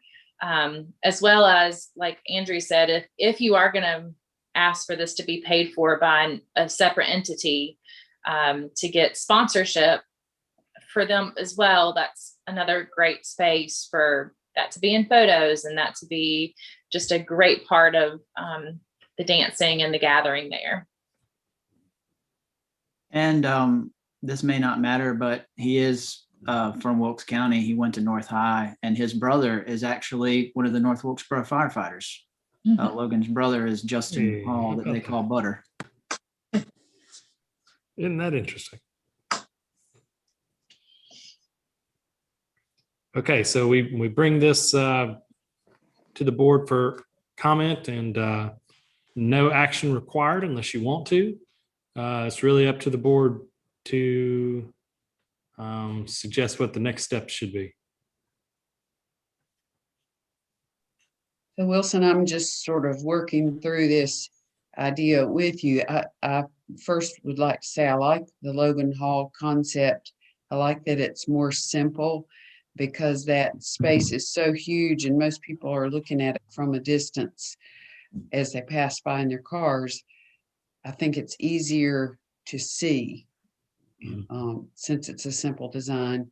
But so are you asking that perhaps we as a board choose the design, maybe park it somewhere until we determine how to pay for this and when it's appropriate to pick up this mural project?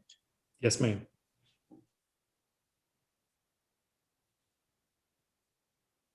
Wilson, do you have any idea like what it might look like trying to get something like this sponsored? I think we have some underwriters in the, some potential sponsors in the community, but I haven't approached anyone or had anyone approach me about wanting to sponsor it. So I think there's some potential there, but nothing that we can count on at this point. I do think you're exactly right that to raise money for the project, there needs to be a project in hand. And having a design, to me, would be the first step to then float the concept to the public to see if there is support, perhaps corporate and personal support within the community. I think Debbie has a good point.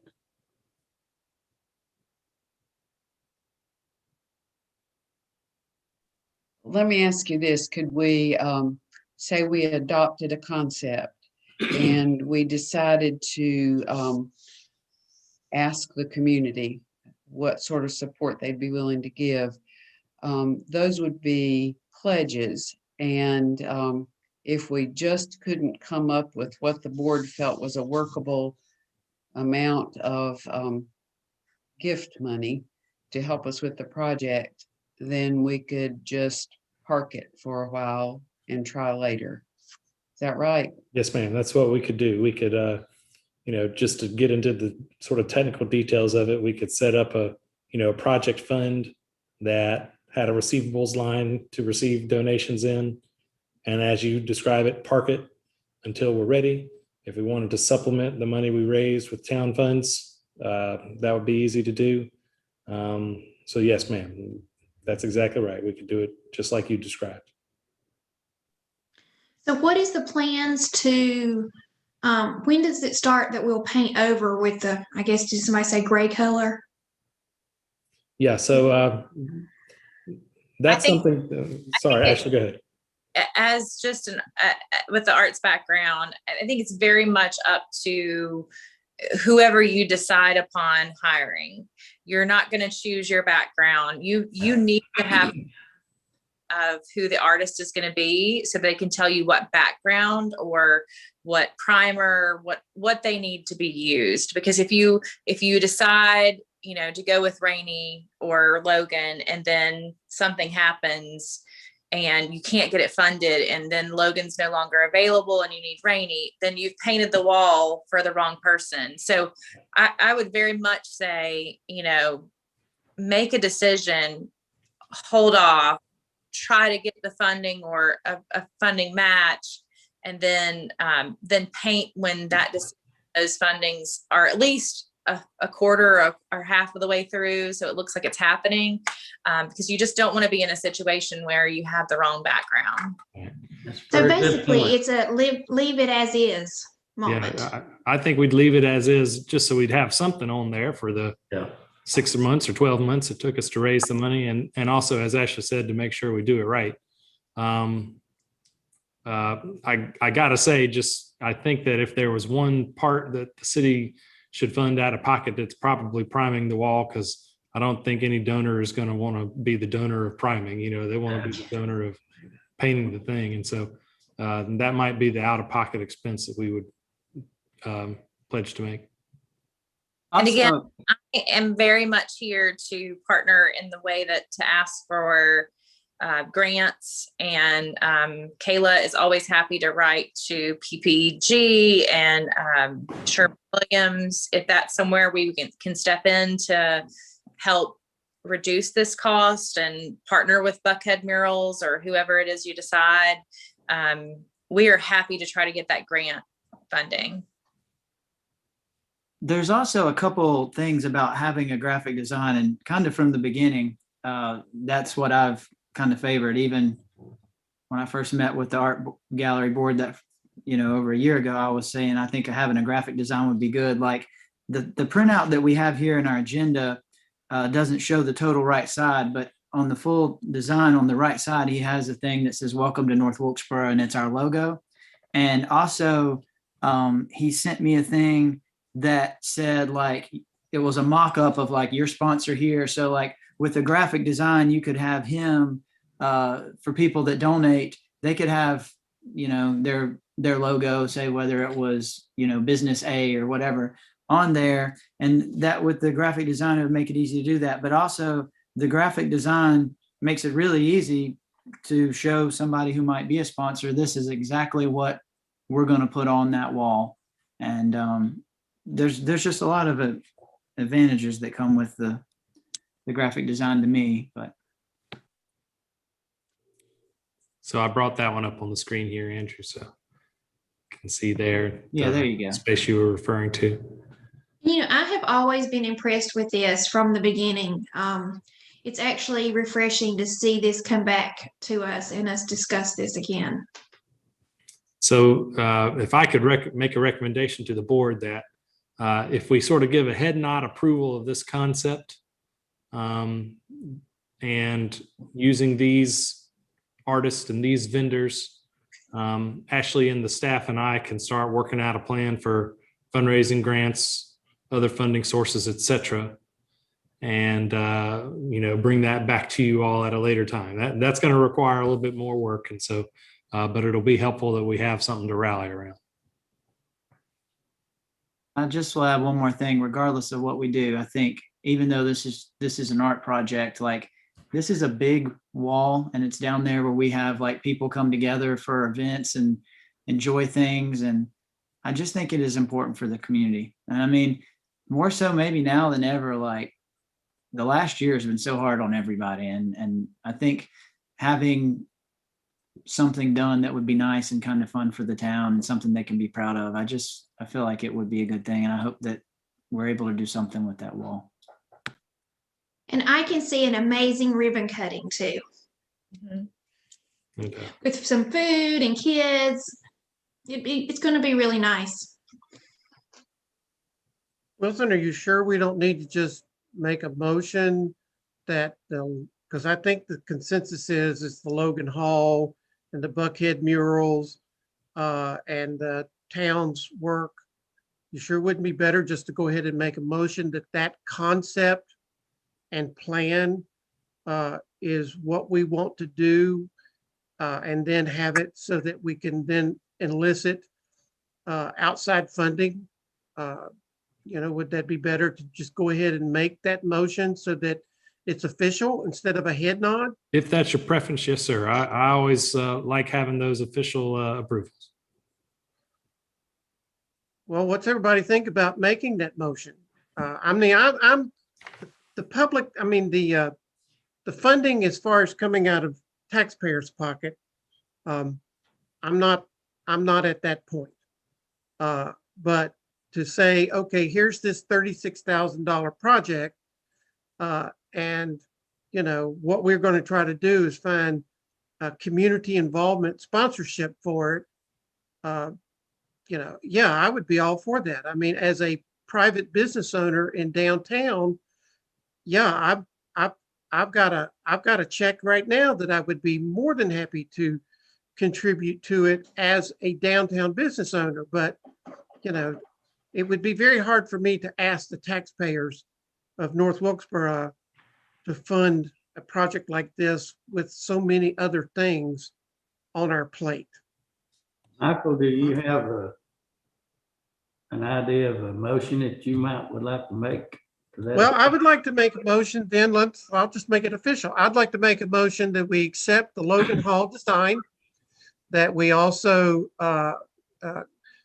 use the Buckhead Murals as the company to paint the design, and then to use the town resources to prep the wall for the painting by Buckhead Murals, and then propose the project to get community sponsorship, and to develop a source where that funding comes from private and public, private sector sources.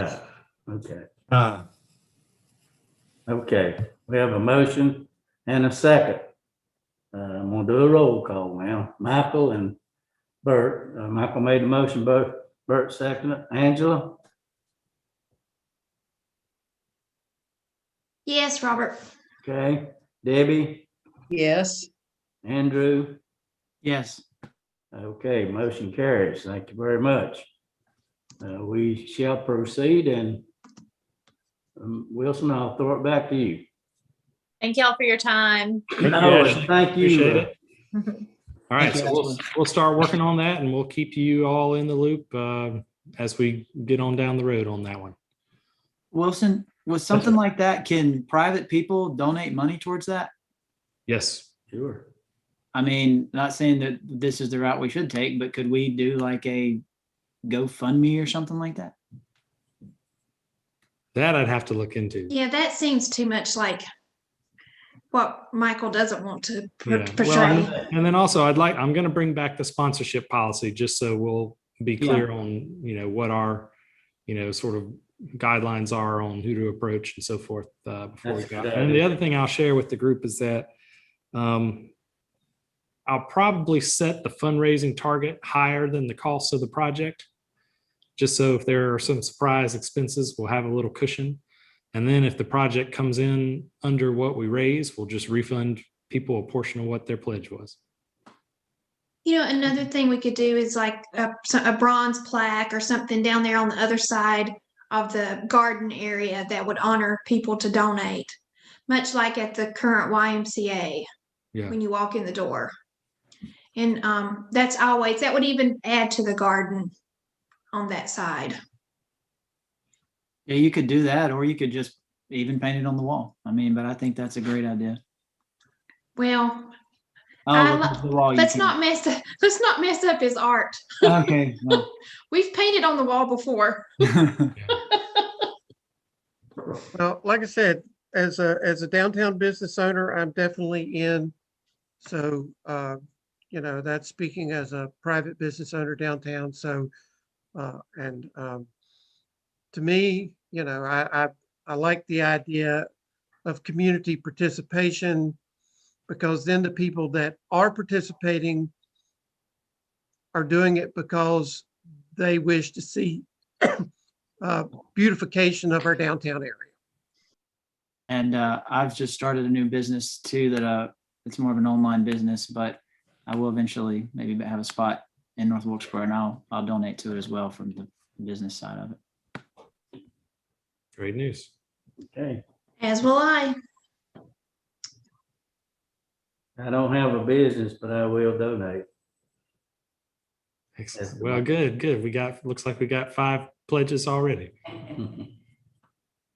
All right, Mayor, you ready to proceed to the closed session? I am, sir. I need a motion to go into closed session. Mr. Mayor, I make a motion that we, where is it? Let's see. Well, this is to hear from Leanne Nixon. I make a motion that we go into closed session according to General Statute 143-318.11, Section 8, Section 4, to discuss matters relating to the location or expansion of industries or other businesses in our area served by the public body, including agreement on a tentative list of economic development incentives that may be offered by the public body in negotiations. All right, you hear the motion. I need a second. Second. Motion and a second. Okay. In order, Angela, Aye. Debbie, Aye. Bert. Okay, motion. Mayor, I carries. wonder if we can take a few minute break. So Yes, I was just going to Yes, suggest that before we get back into the closed session, everybody wants to take a break, take a little break and we'll get back together. Meredith, Rob, thank you. Absolutely. Thank you very much. Yep, y'all have a good night. Thank you. See you. You can stay if you want to. All right. Everybody take a break.